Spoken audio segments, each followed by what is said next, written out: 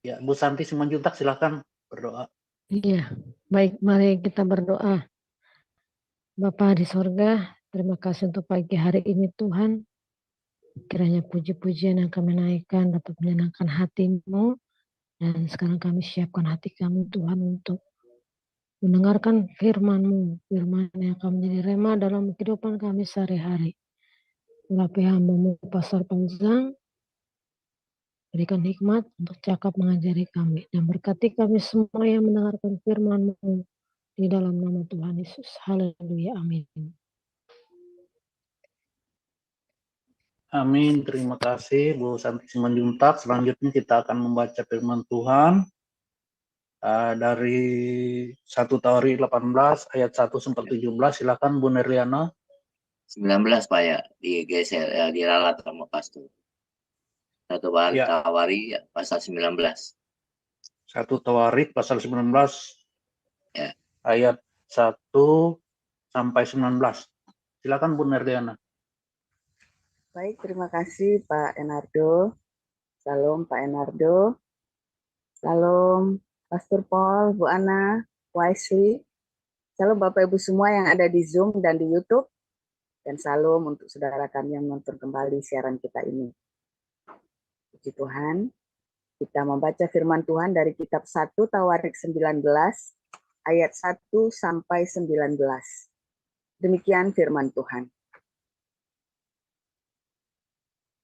Sesudah itu matilah Nahas, raja Bani Amon.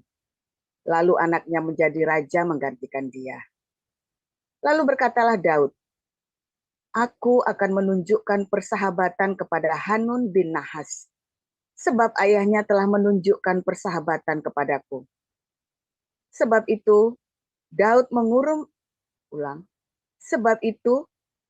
mengirim utusan untuk menyampaikan pesan, turut berduka cita kepadanya karena kematian ayahnya. Tetapi ketika pegawai-pegawai Daud sampai ke negeri Bani Amon itu kepada Hanun untuk menyampaikan pesan turut berduka cita kepadanya, berkatalah pemuka-pemuka Bani Amon itu kepada Hanun, apakah menurut anggapanmu Daud hendak menghormati ayahmu karena ia telah mengutus kepadamu orang-orang yang menyampaikan pesan turut berduka cita? Bukankah dengan maksud untuk menyelidiki, untuk mengintai, dan menghancurkan negeri ini, maka pegawai-pegawainya datang kepadamu? Lalu Hanun menyuruh menangkap pegawai-pegawai Daud itu. Disuruhnya mencukur mereka dan memotong pakaian mereka pada bagian tengah sampai pangkal paha mereka. Kemudian dilepasnya mereka. Ketika mereka berjalan pulang, diberitahukan kepada Daud tentang orang-orang itu. Lalu disuruhnya orang menemui mereka, sebab orang-orang itu sangat dipermalukan. Raja berkata, tinggallah di Yeriko sampai janggutmu itu tumbuh. Kemudian datanglah kembali. Setelah dilihat Bani Amon bahwa mereka telah membuat dirinya dibenci oleh Daud, maka Hanun dan Bani Amon itu mengirim 1.000 talenta perak untuk menyewa kereta dan orang-orang berkuda dari Aram Mesopotamia, dari Aram Maaka, dan dari Aram Zoba. Mereka menyewa 32.000 kereta, serta Raja Negeri Maaka dengan tentaranya yang datang berkemah dekat Medeba. Juga Bani Amon itu berkumpul dari kota-kota mereka dan datang untuk berperang. Ketika Daud mendengar hal itu, disuruhnyalah Yoab maju dengan segenap tentara dan pahlawan. Lalu Bani Amon maju, diaturnya barisan perangnya di depan pintu kota. Sedang raja-raja yang ikut datang ada tersendiri di padang. Ketika Yoab melihat bahwa serangan itu mengancam dia dari depan dan dari belakang, maka dipilihnyalah sebagian dari orang pilihan Israel. Lalu ia mengatur barisan mereka berhadapan dengan orang Aram itu. Selebihnya dari rakyat itu ditempatkannya di bawah pimpinan Abisai, adiknya. Dan mereka mengatur barisannya berhadapan dengan Bani Amon itu. Lalu berkatalah Yoab, "Jika orang Aram itu lebih kuat daripadaku, maka haruslah engkau menolong aku. Tetapi jika Bani Amon itu lebih kuat daripadamu, maka aku akan menolong engkau. Kuatkanlah hatimu, dan marilah kita menguatkan hati untuk bangsa kita dan untuk kota-kota Allah kita. Tuhan kiranya melakukan yang baik di matanya." Lalu Yoab dan tentara yang bersama-sama dengan dia maju menghadapi orang Aram itu untuk berperang. Dan orang-orang itu melarikan diri dari hadapannya. Ketika Bani Amon melihat bahwa orang Aram sudah melarikan diri, maka mereka pun larilah dari hadapan Abisai, adik Yoab, dan masuk ke dalam kota. Sesudah itu, Yoab pulang ke Yerusalem.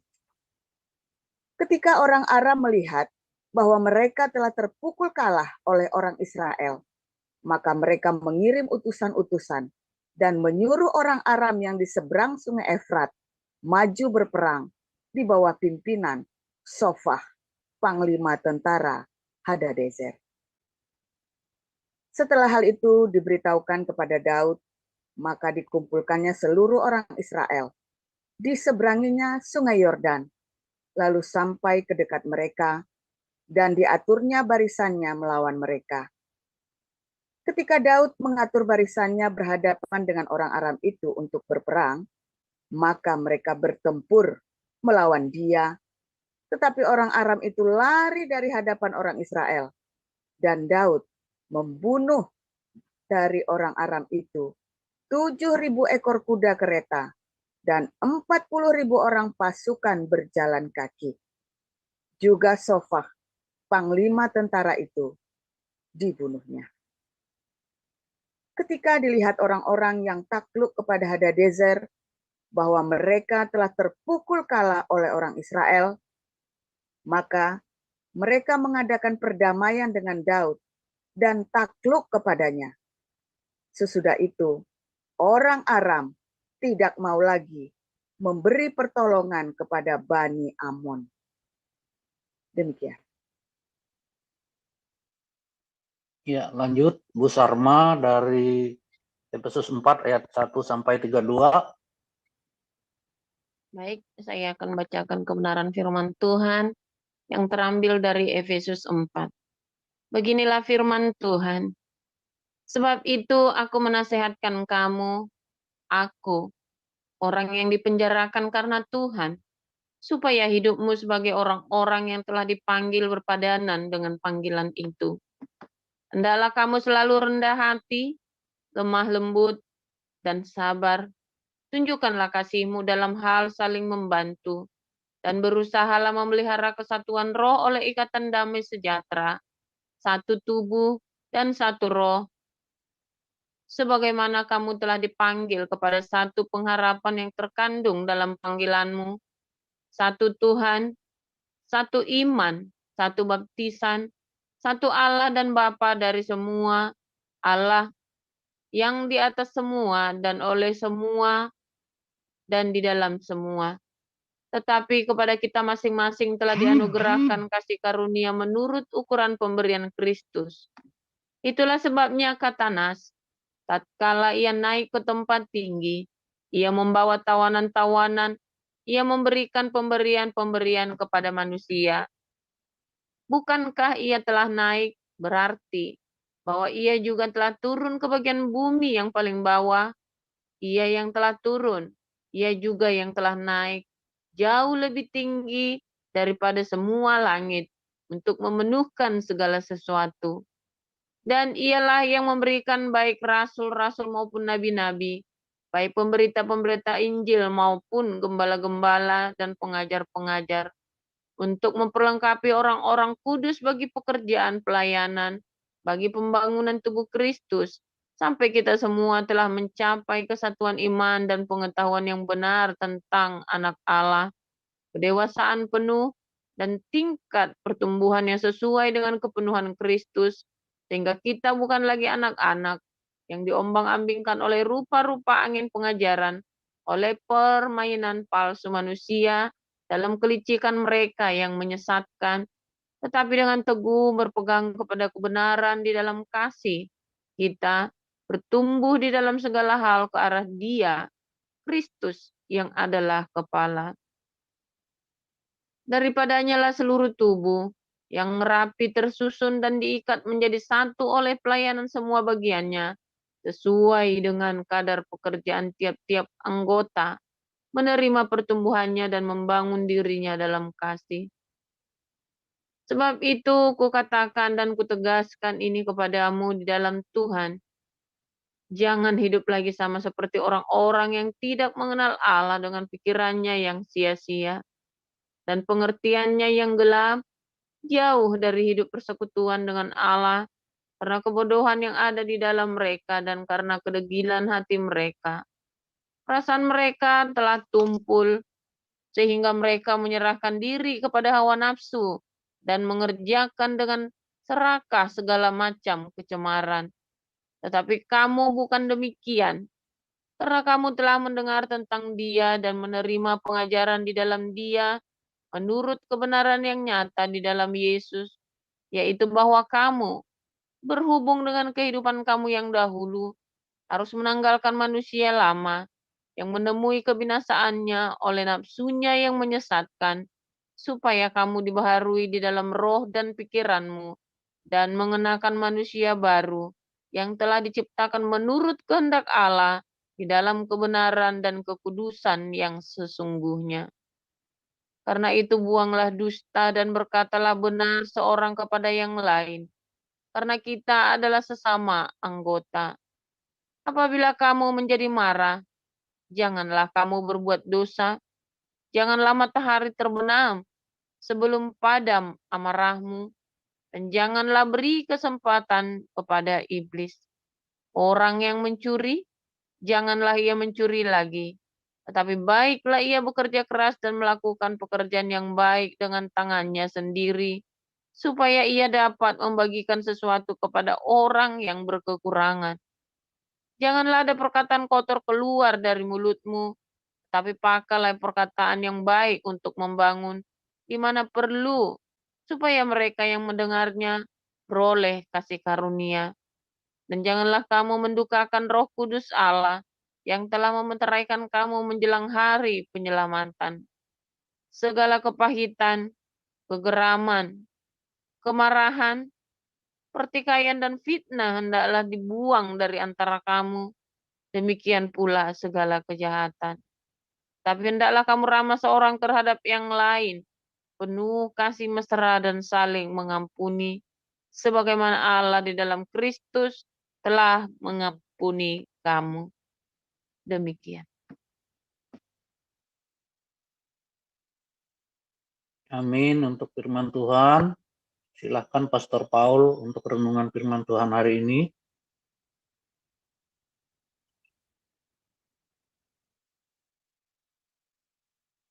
Oke, haleluya.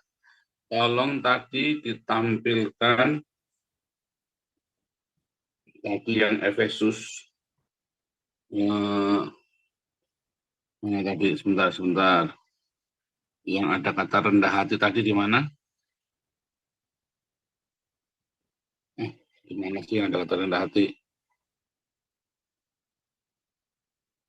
Ya, tolong carikan ya, yang ada kata rendah hati di sana. Luar biasa, firman Tuhan selalu baru setiap hari, saudara ya.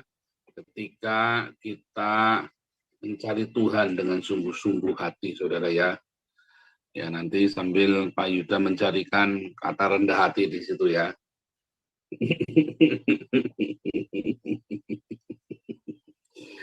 Ayat 2, Pastor. Iya.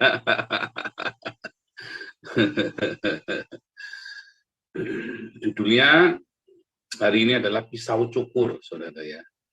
Gara-gara pisau cukur ya. Mau Ginta pernah nanya sama saya, saudara ya. Mau Ginta dulu sebelum mati, saudara ya. Sebelum mati, dia nanya sama saya waktu saya masih di Indonesia. Kenapa Tuhan pinjam pisau cukur Asyur? Itu dari Yesaya ya, saudara ya. Blognya juga sudah pernah saya bikin, sudah pernah saya jawab itu ya. Terus saya jawab sama si Mau Ginta.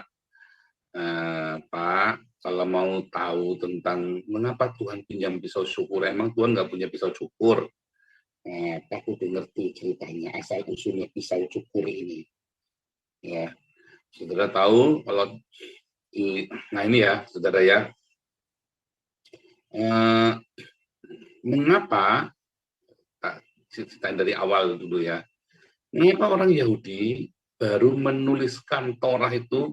Dituliskan ya. Jadi setelah di zamannya Nebukadnezar itu seluruhnya dihancurkan. Jadi itu sekitar tahun 586 sebelum Yesus. 586 sebelum Yesus. Kemudian baru tahun 1000 setelah Yesus, 1500 tahun kemudian Torah itu baru ditulis ulang, saudara ya. Dengan bahasa Ibrani yang Septuaginta itu terjemahan, saudara ya. Tapi ininya Torah bahasa Ibraninya yang berupa oral Torah. Oral Torah itu ada dua, yaitu Torah yang dari Musa dan oral Torah asbabun nusulnya ya, ada kisah-kisah Hagadiknya, saudara. Itu berupa oral Torah. Mengapa tidak ditulis? Karena itu adalah kode rahasia sesama rabi-rabi Yahudi. Anda mau rabi model apa, mau musuhan, mau sekte ini, sekte itu, pokoknya kodenya sama bahwa kita ini orang Yahudi. Mengapa harus ada kode itu? Karena ketika mereka dihancurkan sama Nebukadnezar, mereka benar-benar terserak-serak ya. Dan kemudian di zaman Yesus ya, zamannya Yerusalem dihancurkan, bahkan pemberontakan Bar Kokhba tahun 135, orang Yahudi itu makin terserak lagi, saudara ya. Itu seperti firman Tuhan dikatakan ya, kemanapun aku serahkan engkau. Ya, kepada Musa itu ya, di mana ulangan 30 atau ulangan 32, saya lupa itu ya. Kemana itu kau kuserahkan ke seluruh ujung-ujung bumi, coba bayangin. Maka mereka ada oral Torah, saudara ya. Nah, kemarin kita sudah bahas ya, itu rahasia sesama mereka. Makanya orang Islam nggak bisa, saudara ya. Waktu mau bikin Quran mereka mau ikut-ikutan ngutip dari Targum, ketahuan saudara semuanya. Karena ada oral Torah yang oral Torah itu nggak, itu tinular bisa salah, nggak bisa salah. Itu adalah kode rahasia. Kalau Anda pergi kemana-mana, kan nggak mungkin ditulis kode rahasia itu, nggak mungkin ditulis, saudara ya. Anda kalau ketemu sama kode rahasianya apa? Sesama intelijen, ya kan? Bukit Gundul, kijang berlari, jawabannya kudu kijang berlari gitu kan? Atau apa misalnya itu, saudara. Itu adalah sebuah kode rahasia antara mereka, saudara ya. Nah, itu juga sama ya, oral Torah adalah sebuah kode rahasia, saudara ya. Jadi pisau cukur, ya ketika Yesaya membahas, Yesaya ini adalah seorang guru, saudara ya. Dia seorang nabi, tapi dia juga guru. Karena ada sekolah para nabi, ya. Di zaman itu ada sekolah para nabi. Maka dia membahas pisau cukur, lagi cerita tentang Daud ini, saudara ya. Yesaya itu sedang membahas Daud. Waktu anak buahnya Daud disuruh pergi ke Raja Amon, ya, untuk mengucapkan bela sungkawa dan sekaligus mengucapkan selamat untuk dilantik raja baru. Wah, Raja Amonnya ini karena masih muda, belagu, saudara. Belagu bertingkah. Nah, saya cerita tuh pisau cukur Raja Asyur untuk mencukur Israel. Artinya apa maksudnya? Dicukur dari bulu kaki sampai bulu kemaluan sampai ke janggutnya, saudara. Cukur begitu, bayangin. Sampai disobek itu celananya ya, sampai bajunya dicopek. Orang Yahudi itu pakai celana ya, saudara ya, pakai linen, pakai celana linen orang Yahudi. Jadi orang Yahudi itu pakai celana linen dan mereka pakai celana dalam, ya, pakai celana linen, dan mereka pakai celana dalam. Nah, jadi enggak gondel gandul, dan kayak orang-orang Arab itu gondel gandul, saudara ya. Dari zaman Musa itu mereka pakai celana, apalagi kalau mereka lagi ibadah, Mereka tidak boleh godal gandul, kebalikannya orang Islam ya saudara ya. Orang Arab itu godal gandul saudara ya. Orang Yahudi tidak boleh godal gandul. Ya. Nah, jadi itu adalah suatu hal mempermalukan sekali saudara. Hal yang kurang ajar sekali, gara-gara itu saudara, orang bangsa Amon sama bangsa Aram dihajar habis-habisan sama Daud. Ya, cuma gara-gara pisau cukur, gara-gara cukur itu saudara ya. Saudara, orang rendah hati itu, kita tahu nggak kalau kita lagi sombong, saudara? Enggak. Orang kalau lagi angkuh ya, lagi belagu itu nggak nyadar, saudara.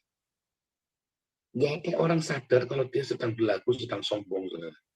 Kalau dia lagi tengil, saudara ya, lagi sombong itu orang nggak nyadar, saudara. Sehingga ketika disadarkan, dia tidak akan sadar, saudara. Ngamuk sisan, ngacak gelut sisan, saudara. Dikasih tahu, bukannya dia akan bertobat, ngacak gelut sekalian. Iya, terima kasih Pak Awe. Yesaya 7 ayat 20 tadi ya. Penjelasannya, Yesaya akan meminjam pisau cukur Asyur gitu ya. Yesaya 7 ayat 20. Boleh ditampil aja Pak Yuda, Yesaya 7 ayat 20 sekalian ya. Nah, tolong ditampilkan ya. Orang ini lagi sombong, kalau lagi angkuh dia nggak nyadar saudara kalau dia sombong. Dikasih tahu, baik ya, nantang saudara. Terus dikesin, oh tambah edan saudara. Sehingga bagaimana kalau orang lagi begitu? Saya ulang ya, orang kalau lagi sombong, dia nggak tahu kalau dia sombong. Kalau Anda kasih tahu dia kalau dia lagi sombong, sadar nggak? Enggak. Kalau dia sadar, nggak akan ada orang-orang pada jatuh setan iblis sekalipun itu ya. Nanti ceritain lagi, ada ceritanya lagi itu ya.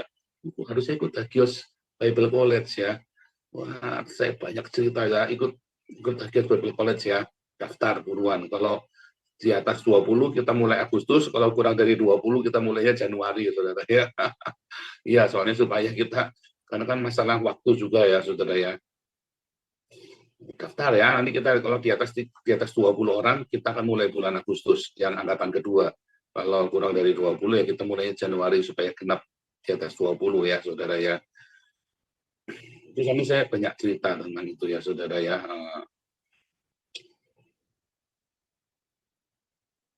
Ketika orang lagi sombong dia nggak nyadar, saudara. Nggak nyadar. Anda ajak ngomong baik-baik, tambah berantem sisam, tambah tukaran lisan. Sehingga bagaimana?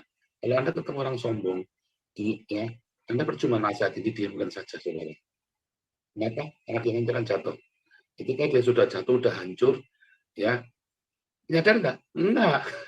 Enggak nyadar. Masalahnya nggak nyadar. Oh, gitu aja saya ngalamin, saudara. Saya ngalamin sampai remuk, sampai masuk kubangan. Nggak nyadar.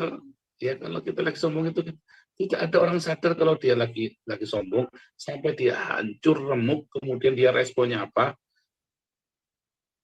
Bisa sadar, bisa enggak. Ya, saudara ya. Itu dosa yang paling menjijikan dan bikin Tuhan murka, saudara ya. Itu dosa yang paling menjijikan dan paling bikin Tuhan murka. Nah, orang sombong itu selalu hancur, saudara. Orang yang sombong selalu diromkan sama Tuhan, selalu menjadi Tuhan sendiri. Ketika kita sombong ya, yang jadi lawan kita itu bukan Pak Hawe, bukan Pak Kaul, bukan orang saudara, bukan iblis juga. Ketika kita sombong, yang jadi lawan kita adalah Tuhan sendiri, saudara. Itu masalahnya. Ya, sehingga apa? Ya udah, kamu atau aku mati remuk, udah nggak ada cara. Pak Tuhan nggak mungkin kalah ya, kita remuk sudah, saudara. Remuk. Itu dengan kepahitan, kecewa ya, saudara ya. Ada orang marah sama Tuhan karena dia kecewa dan dia nggak ngerti. Tapi kalau sombong, ya itu beda, saudara. Sama buahnya mungkin dia maki-maki Tuhan lah, apalah segala macam mungkin ya, atau dia. Tapi orang sombong jarang maki-maki Tuhan ya. Orang sombong itu biasanya dia merasa dirinya benar. Ya, merasa dirinya paling benar, Dan bawaannya curiga terus sama orang, saudara. Jangan mata-mata, jangan-jangan kamu mau ini bawaannya karena dia merasa orang lain, dia mengukur orang lain itu dengan kacamatanya dia. Kadang-kadang dia sampai meremehkan orang lain, saudara ya. Ada satu Rabi Yahudi namanya Nahman dari Breslev, ya. Nahman dari Breslev. Breslev itu daerah di Ukraina, saudara, di Ukraina ya, Breslev. Nahman ini adalah di Ukraina ya, karena dia lari dari Polandia ya, saudara ya. Nahman dari Breslev. Nah, Nahman ini adalah orang yang cucunya pendiri ini ya, inisiator atau yang pertama kali membuat gerakan Hasidik. Nah, gerakan Hasidik itu seperti orang-orang gereja karismatik, itu saudara ya. Ada kesembuhan, ada tumbang tangan segala macam ya, ada yang penglihatan, nubuatan segala macam itu. Kabalah itu, kabat, apalagi kabalah, kabat itu produk dari gerakan Hasidik, saudara ya. Bagaimana itu cerita ya tentang penciptaan. Bagaimana Tuhan menciptakan yang indah, dan di dalam indah itu ada kehampaan. Bagaimana iblis itu bisa jatuh lah, dalam pengertiannya kita sekarang, bahasanya kita sehari-hari, bagaimana iblis bisa jatuh, bagaimana bisa ada iblis. Tuhan yang menciptakan yang indah, saudara. Kenapa yang buruk? Kenapa, saudara ya? Pendeta kalau ditanya pelongo-pelongo, saudara ya. Saya begitu dengar cerita ini, wah, langsung saya dapat. Dia tidak cerita secara gamblang, tapi saya langsung saudara. Ada yang namanya Ein Sof. Ya, dalam bahasa Ibrani, Ein Sof itu artinya infinity, saudara. Tanpa batas. Tuhan itu tanpa batas. Apapun sebuahnya tanpa batas, saudara ya. Di dalam keindahannya, di dalam kesempurnaan yang tanpa batas itu, saudara. Lalu kita mengkopi, saudara. Orang yang jahat seperti ini mengkopi. Dia berpikir yang tanpa batas ini bisa ditiru, saudara. Ya, orang-orang yang sombong dengan Trinitas dan Oneness itu sama, saudara ya. Dia berpikir dia bisa mengkonsep tauhid itu. Nanti hari Minggu kita cerita tauhid ya, saudara ya. Agama tauhid, agama setan. Ya, ini udah pernah kita bahas, tapi besok saya mau cerita lagi ya. Agama tauhid adalah agama setan, agamanya setan. Itu kan ceritanya agamanya Kain dan Habil, tapi ini kita langsung tembak, agama tauhid adalah agama setan. Mereka mengira bisa mengkonsep Tuhan dengan tauhid, dengan apa tadi itu, Trinitas, dengan Oneness. Ya, di dalam keagungannya, di dalam Ein Sof namanya ya, kesempurnaan infinity yang tidak terbatasnya itu, ya, di situ ada Tuhan, saudara. Tuhan kelam, enggak, bukan Tuhannya yang kelam, kamu yang kelam, bukan Tuhan yang kelam, saudara. Ya, tapi karena hidup ini yang kelam, saudara. Ketika dia mau masuk ke sana, ya, itu di dalam Amsal berapa nih? Tolong tampilkan. Janganlah kamu pergi ke sana, sebentar ya.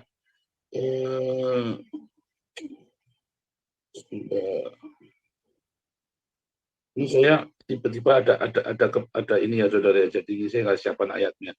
Amsal 2 ayat 19. Amsal 2 ayat 19. Nah, masih 13 menit ya, masih bisa. Ya, Amsal 2 ayat 13, ayat 19. Amsal 2 ayat 19, baca dulu ya. Segala orang yang datang kepadanya tidak balik kembali dan tidak mencapai jalan kehidupan. Saya bacakan ya, Kejadian 1 ayat 1, 2, dan 3. Ingat ya, dalam bahasa Ibrani-nya. Bereshit bara Elohim, pada mulanya Allah menciptakan Bereshit bara Elohim, jadi konsen Bereshit bara Elohim, Hasamayim wa'et haaretz. Menciptakan surga hasyamayim dan haaretz dan bumi, saudara. Menciptakan yang rohani dan yang jasmani. Itu artinya seperti itu ya. Ingat ya, yang rohani dan yang jasmani. Yang rohani itu tak terbatas, saudara. Itulah yang tak terbatas itu. Tetapi ada alam yang jasmani, yang terbatas. Tetapi yang jasmani itu juga tidak terbatas, saudara. Karena ada kemahabesaran itu, kan? Jadi yang jasmani itu artinya bisa Anda sentuh. Tetapi masalah yang bisa Anda sentuh itu juga nggak terbatas. Universe ini unlimited, saudara. Ya. Nah, yang unlimited inilah yang rohani itu, saudara. Jadi ketika kita cerita universe, itulah yang rohani itu, saudara. Ya. Maka sebutkan, saudara ya. Arats tehu wa bohu wa kosek altani tehun. Maka ya hayatah arats dan terjadilah bumi yang alam jasmani ini, saudara ya. Yang jasmani ini kemudian menjadi kelam. Ada kekelaman, saudara. Mengapa bisa ada kekelaman? Ya, karena ada iblis jatuh dalam Yesaya 14 ayat 12. Iya, betul. Iblis jatuh ke Abyssos, ya, ke Hades. Hades itu Abyssos. Di dalam bahasa Yunaninya, dalam Septuagintanya, kata wakosek alpane tehum, ya, itu adalah Abyssos, saudara ya.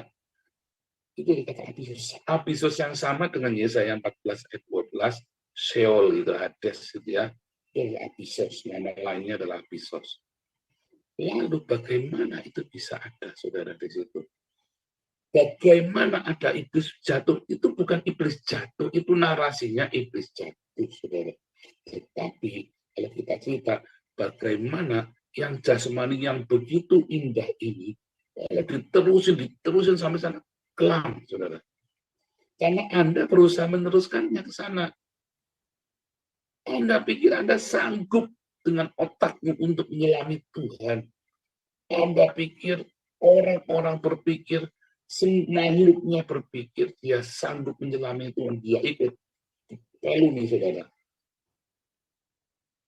Segala orang yang datang kepadanya tidak balik kembali dan tidak mencapai jalan kehidupan. Ya, saudara ya. Kenapa sih orang mau jahat? Kenapa sih orang mau sombong? Enggak ada niat mau sombong, saudara. Dia enggak ada, awalnya enggak ada niat. Dia tidak berpikir dia mau sombong. Ya dia sombong saja. Karena apa, saudara? Karena dia tidak punya pagar. Ya, karena dia tidak punya satu pegangannya dalam hidupnya dia, yaitu firman Tuhan. Makanya firman Tuhan itu adalah terang bagiku, ya. Pelita bagiku, terang bagi jalanku. Mazmur 119. Itulah terang bagi kita, saudara, firman Tuhan itu. Yang menerangi jalan yang kelam itu, saudara. Karena kamu harus ke sana. Itulah jalan hidupnya kita.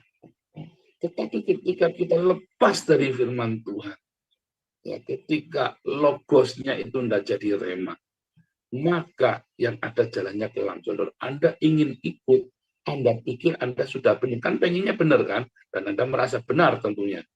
Tetapi karena Anda tidak punya firman Tuhan, karena Anda tidak punya rema dalam hidupmu, dari mana datangnya rema?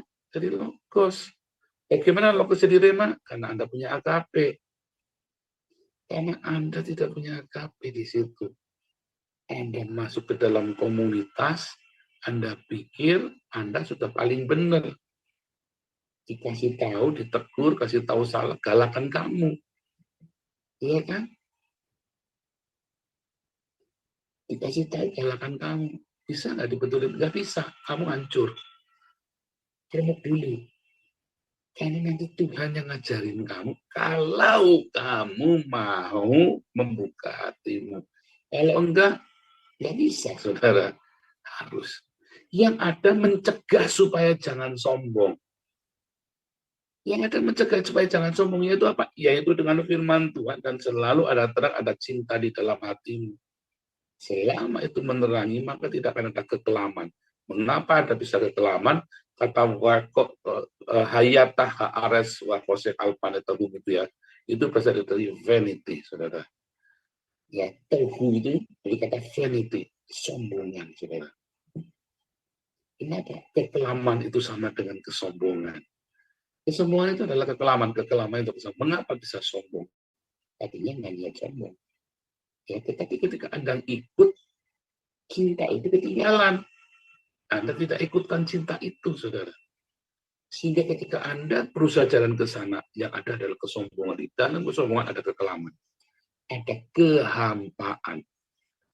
Tapi di dalam cinta, ketika Anda ikuti jalan itu sampai ke ujung itu, apa namanya, black hole apapun lah namanya, di dalam istilah-istilah zaman sains itu ya, black hole lah, sains apa namanya, apalah namanya, saya nggak ngerti dan nama-nama aneh-aneh itu ya. Pokoknya di dalam jalan yang panjang itu ada cinta yang akan terus menerangi sampai nanti ada di ujung ketemu sama dengan penciptanya, saudara. Karena itu perjalanan yang panjang, saudara ya. Perjalanan menyusuri infinity tadi, Ein Sof tadi ya, Ein Sof kehampaan itu, yang unlimited, yang begitu luar biasa, kehampaan, tetapi itu juga adalah kesia-siaan. Kalau tanpa Tuhan, kalau tanpa cinta, harus ke sana. Itu bukan kesesatan, bukan, karena nggak ada yang sanggup. Orang pergi ke sana nggak akan balik, ya, dan tidak mencapai jalan kehidupan. Dia harus menempuh jalan orang baik, memelihara jalan orang benar, ya, karena orang jujurlah yang mendiami tanah, ya. Dan orang tak bercela yang akan tetap tinggal di situ. Ayat 22, ambil Pak Yuda, bawahnya. Ayat 22, Pak Yuda, Pak Yuda mana nih? Ya, Pastor. Ya, ayat 22-nya, lanjut ke bawah. Itu. Tetapi orang fasik akan dipunahkan dari tanah itu, pengkhianat akan dipunahkan. Orang mengkhianat itu apa ya? Apostasi, saudara. Akhirnya murtad. Saudara. Kita semua pengen ke jalan sana, saudara. Kita semua pasti ketemu dengan pencipta. Mau dengan baik-baik, mau dengan nggak baik-baik, kita semua akan ketemu dengan pencipta kita. Tetapi jalannya itu adalah jalan yang panjang. Siapa yang tahan, saudara? Jalan kehampaan yang panjang, begitu lorong yang panjang itu. Siapa yang tahan? Akhirnya itu tadi ya, ada vanity. Kenapa orang bisa sombong? Karena tidak dituntun. Dia berpikir dia sudah benar. Dia berpikir dia yang paling benar. Karena itu kehampaan, saudara. Itu kehampaan. Ya. Makanya ada cerita Yesaya 14 ayat 12. Hillel dalam pujian, di dalam kesemerbaan, di dalam keindahannya, dia bisa jatuh. Ya. Dia jatuh bukan karena dia melakukan sesuatu, tapi karena dia tidak punya sesuatu. Bukan karena dia melakukan sesuatu, saudara ya. Tapi karena dia tidak punya sesuatu, yaitu cinta. Itu cinta, saudara ya. Setiap hari. Kesombongan itu tidak bisa diomongin, tapi bisa dicegah, saudara. Selalu kasih tahu anak-anakmu untuk selalu punya cinta. Karena ketika orang punya cinta, kasih itu yang akan membuat logos itu jadi remah, sehingga itulah terang bagi jalanmu, lipat bagi kakimu, saudara. Ya, itu saudara. Saya ulangi ya. Orang lagi sombong, tidak bisa diomongin, saudara. Tapi orang bisa dicegah supaya jangan sombong. Sebelum sombong kita cegah dulu. Dengan apa? Kita kasih tahu dia tetap tinggal di dalam cinta. Karena orang begitu sudah pikirannya ya nggak tinggal dalam cinta, ini gara-gara dia nih, ini pasti ngomongnya nggak baik ini. Ini pasti ngomongnya nggak baik ini tentang saya ini. Ya, satu yang anggota kita juga sama ya. Orang ini selalu ngomongnya nggak baik tentang saya. Saudara tahu nggak orang ini ada si ini ya, satu keluarga ya, dia selalu ngomongin kalau saudaranya itu tidak baik, ngomongin yang tidak baik, saudara. Padahal saudara itu tidak pernah ngomongin tidak baik tentang dia. Selalu ngomongin baik, saudara. Bahkan ketika keluarga ini difitnah, saudara ya, tak tunjukkan ini. Kamu percaya mana? Saya bukan ngetes, saya nggak suka ngetes orang, saudara ya. Cuman waktu itu saya, kok begini? Ya, saya bukan marah, cuman kan saya mau tanya supaya jangan tersinggung. Saya kan jaga juga, hati-hati ya. Saya tanya, kamu lebih percaya mana? Ya, saya percaya dialah. Itu saudara saya. Oke. Beberapa kali, saudara ya, dia selalu mengatakan yang baik tentang saudaranya. Tapi saudaranya selalu ngomong yang jelek tentang dia, pasti gara-gara dia ngomong yang jelek tentang saya. Saya ingat sekali, saudara ya. Ini kejadian persis waktu saya jadi full timer, saudara. Tapi saya jadi full timer, semua full timer itu selalu ngomong, ini Paul ini selalu ngadukin yang jelek tentang kami kepada gembala. Gembala sama penatua bingung, saudara. Emang ngomong apa? Dia ngomong gini, loh. Jadi ada full timer diomelin katakan gara-gara saya ngaduin. Kalau ada full timer ditegur katanya karena saya yang ngaduin. Saya nggak pernah ngadu-ngadu, saya nggak urusan. Saya orang itu masa bodoh, saudara ya. Orang matimu apa? Urusanmu udah tua, sama-sama udah tua, udah gede. Saya itu nggak suka kayak saya orang. Jadi saya jarang aja. Ngomong lapor ya, nggak pengen lapor juga bodoh amat saya mah. Yang penting saya benar kerja. Saya dari dulu kalau kerja gitu, nggak suka ngelaporin orang, saudara. Yang penting saya kerja benar. Saya nggak urusan orang lain. Wah, tapi ini pikiran, kenapa dia bisa punya pikiran jelek? Karena dia menempuh jalan yang kelam tadi, saudara. Ada kesombongan. Dia memframing orang, dia merasa dia benar, orang lain selalu salah. Apapun, saudara. Sehingga orang ini nggak bisa diomongin. Orang yang sudah masuk dalam kesombongan ini nggak bisa diomongin, saudara. Dalam keangkuhan, di dalam merasa diri paling benar, dia orang lain selalu salah, ya di dalam kebanggaannya dengan wah saya ini sudah prinsip paling benar. Nggak bisa diomongin. Sampai kapan Anda nggak bisa diomongin. Ini sudah prinsip sampai hidupnya udah kere sekali pun belum tentu dia bertobat. Maaf ya, saudara ya. Contohnya papi saya, saudara. Saya terus terang ya. Diomongin di hormat sama oma. Papi saya itu kepahitan sama oma. Kepahitannya bukan masalah kepahitan, tapi ada kesombongan di sana. Kenapa papi saya kere terus sampai tua, saudara? Padahal pinter, saudara ya. Main musik, lukis, matematika saya ngajarin papi saya, saudara. Saya matematika dulu waktu SMP saya selalu tertinggi, saudara ya. Saya SMA itu sudah tidak karu-karuan ya. Saya SMA itu tidak karu-karuan. Jadi saya kuliah, saya niat sekolah lagi. Karena waktu itu broken keluarga kami yang tidak karu-karuan, saudara ya. Hancur. Tetapi, ya saudara ya, lihat saudara. Tapi saya jujur, saudara ya. Saya itu orangnya sangat jujur. Saya ngomong sama anak kemarin ya. Orang jujur itu penting. Tapi kadang-kadang ya, lebih penting rendah hati daripada jujur. Kalau tidak ada pilihan lain, seorang bos akan memilih orang yang rendah hati daripada orang yang jujur. Orang jujur tapi sombongnya minta ampun, bos nggak suka. Karena nggak bisa diajarin, nggak bisa diomongin.